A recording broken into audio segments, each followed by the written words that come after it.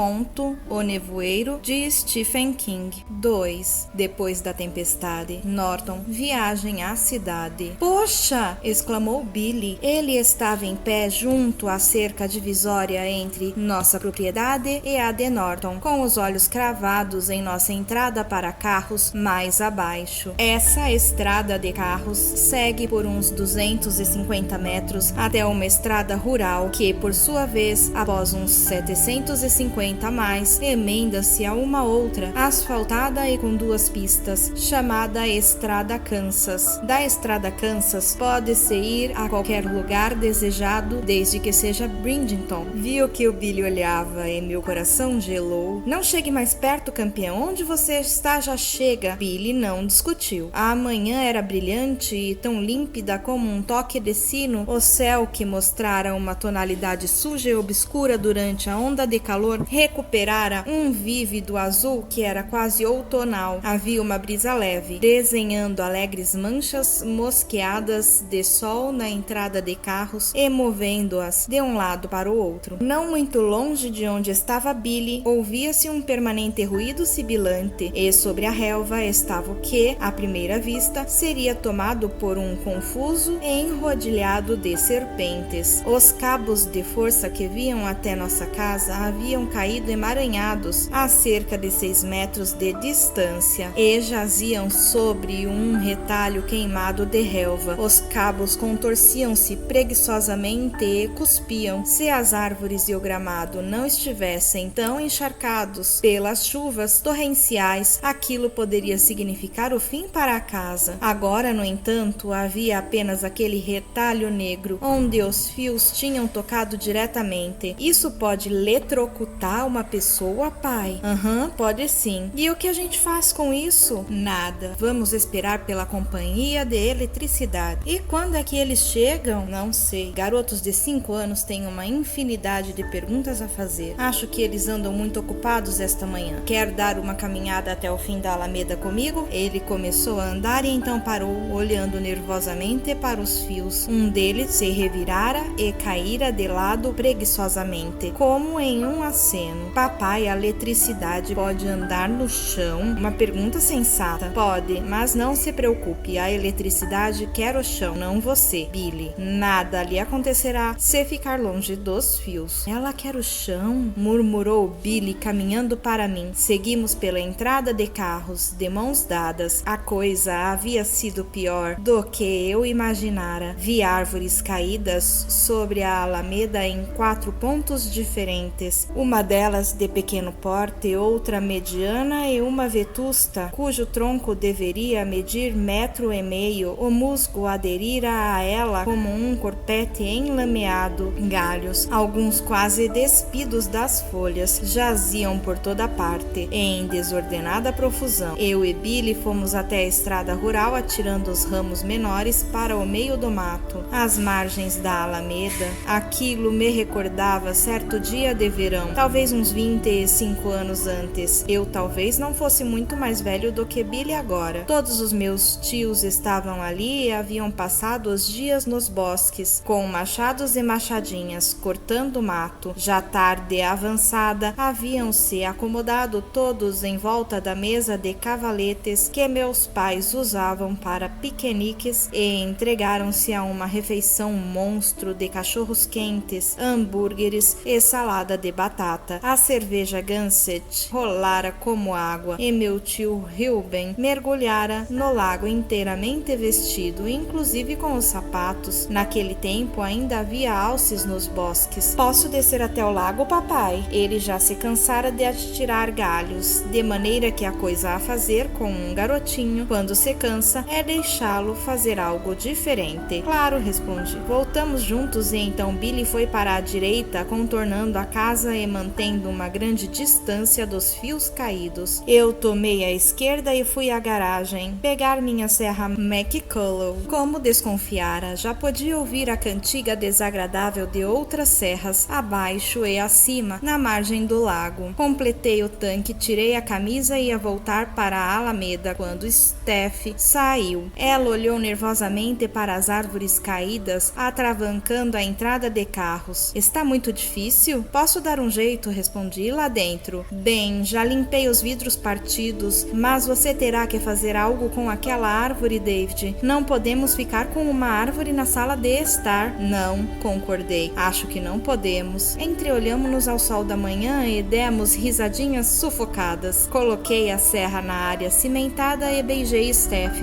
segurando suas nádegas com firmeza. Não faça isso, murmurou ela. Billy está. Ele surgiu gritando enquanto dobrava a esquina da casa. Pai, papai, você tem que ver o... Steph vira os fios soltos e gritou para ele tomar cuidado, ainda a boa distância deles. Billy estacou de súbito e fitou a mãe como se ela estivesse doida. Eu estou legal, mãe, disse ele naquele cuidadoso tom de voz que se emprega para acalmar os muito velhos e senis. Depois caminhou para nós, mostrando quanto estava bem. Steph começou a tremer em meus braços. Está tudo bem, falei em seu ouvido. Billy sabe sobre esses fios. Sim, mas pessoas morrem, respondeu ela. Vêm anúncios na televisão o tempo todo, alertando sobre fios soltos. Mas mesmo assim, Billy, quero que vá imediatamente para dentro. Oh, mãe, poxa, quero mostrar a casa de barcos a papai. Billy tinha os olhos quase esbugalhados de excitamento e desapontamento. Acabara de testemunhar uma mostra retardada do apocalipse e queria partilhá-la. Entre agora mesmo. Aqueles fios são perigosos e papai disse que eles querem o chão, não a mim. Não discuta comigo, Billy. Vou descer e dar uma espiada, campeão. Desça você também. Pude sentir Steph reteçar-se contra mim. Vá pelo outro lado, filho. Tá bem, eu vou. Billy passou por nós correndo e desceu as escadas de pedra que seguia para o oeste da casa, pulando os degraus de 2 em 2. Desapareceu de vista com a fralda da camisa esvoaçando ao vento, e uma exclamação parou no ar. Uau! Quando localizou outra peça de destruição. Ele já sabe sobre os fios, Steph. Tomei-a delicadamente pelos ombros. Billy tem medo deles, isso é bom, deixa-o em segurança. Uma lágrima lhe deslizou pelo rosto. Estou com medo, David. Ora, vamos, tudo já terminou. Será? No inverno passado e na primavera retardada, na cidade deram o nome de Primavera Negra. Eles disseram que nunca mais houvera outra desde 1888. Eles certamente significavam a senhora Carmody, dona do aquário de Bridgeton, uma loja de quinquilharias que Steph gostava de vasculhar de quando em quando. Billy adorava acompanhá-la em um dos sombrios e poeirentos aposentos dos fundos. Corujas empalhadas com olhos orlados de dourado estendiam as asas para sempre, enquanto os pés agarravam-se eternamente a troncos envernizados. Racuns empalhado formavam um trio à volta de uma corrente que não passava de um comprido fragmento de espelho empoeirado, e um lobo comido de traças, espumando serragem em vez de saliva em torno da queixada, arreganhava a boca em arrepiante e eterno rosnado. A senhora Carmody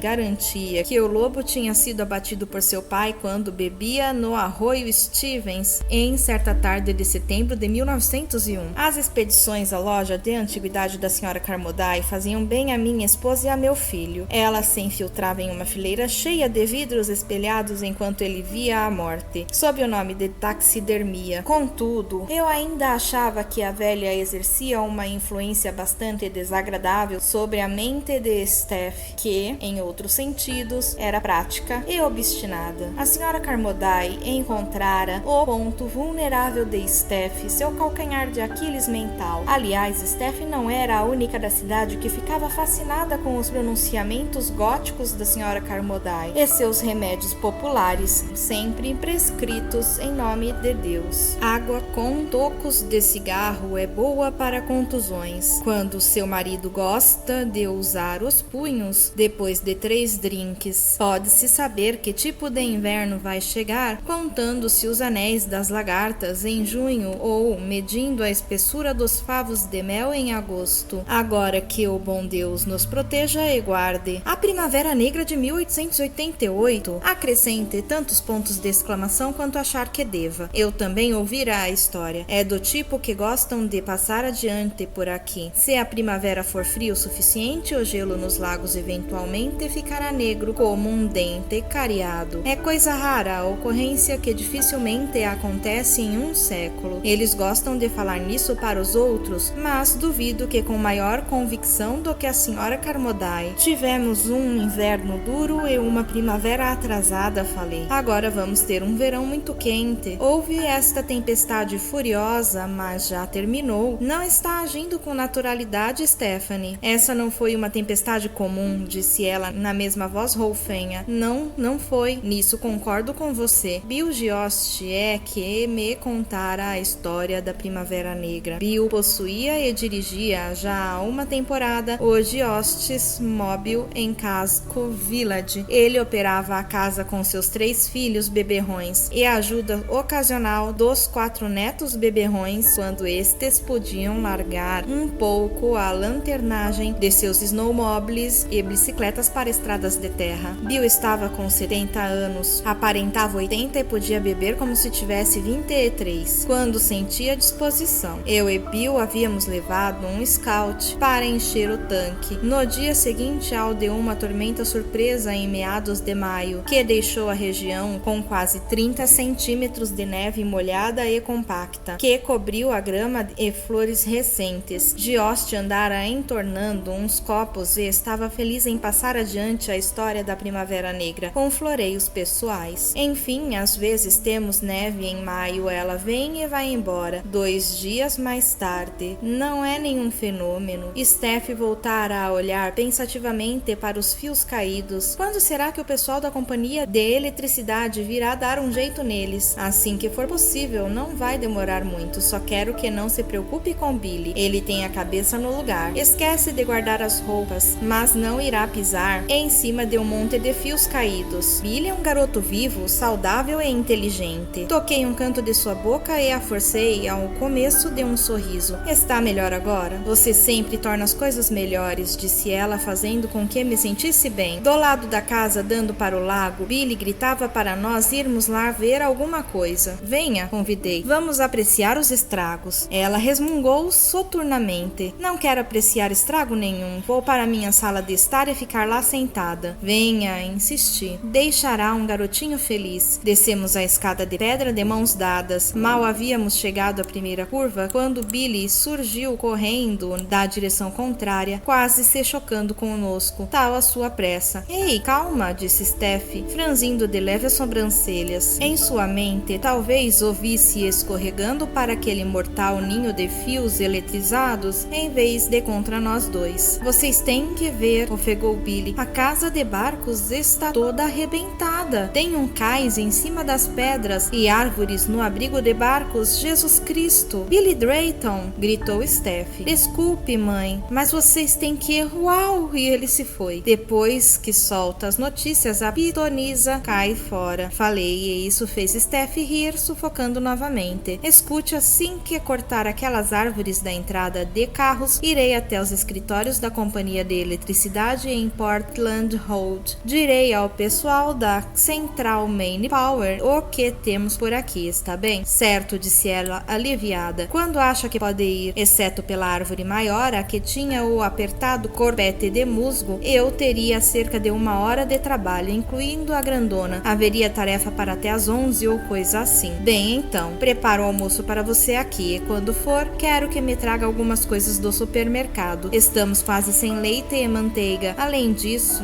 acho que terei que fazer a lista. Mostrem um desastre a uma mulher e ela começa a querer estocar coisas, como um esquilo. Fiz-lhe um afago e assenti. Contornamos a casa. Bastou-me um olhar e entendi por que Billy ficara atônito. Céus! Exclamou Steph em voz fraca. De onde estávamos, havia altura suficiente para avistar praticamente uns 250 metros de margem do lago. A propriedade dos Bieber à esquerda, depois a nossa e a de Brent Norton à direita. O velho e gigantesco pinheiro que havia protegido nosso abrigo de barcos havia sido dividido ao meio, de alto a baixo. O que sobrara parecia um lápis brutalmente afilado. O interior da árvore mostrava um brilhante brilhante e indefeso branco contra a casca escura no tronco, envelhecida pela idade. Com 30 metros de altura ao todo, o velho pinheiro tivera a metade superior parcialmente submergida nas águas rasas de nosso abrigo. Ocorreu-me que havíamos tido muita sorte por nosso pequeno Star Cruise não haver afundado sob o pinheiro. Na semana anterior, seu motor andara falhando e o barco continuava na de Naples, esperando pacientemente a volta para casa. Do outro lado de nosso pequeno trecho, dando para a água, a casa de barcos que meu pai construíra, a mesma que um dia acolhera um Chris Craft de 18 metros, quando a fortuna familiar dos Drayton estava mais alta a alguns pontos do que nos dias presentes. Jazia debaixo de outra árvore enorme. Como vi, era a aquecer guia junto à linha divisória de propriedades. No lado de Norton, aquilo me fez brotar o primeiro jato de raiva. Há 5 anos, aquela árvore estava morta e há muito ele devia tê-la derrubado.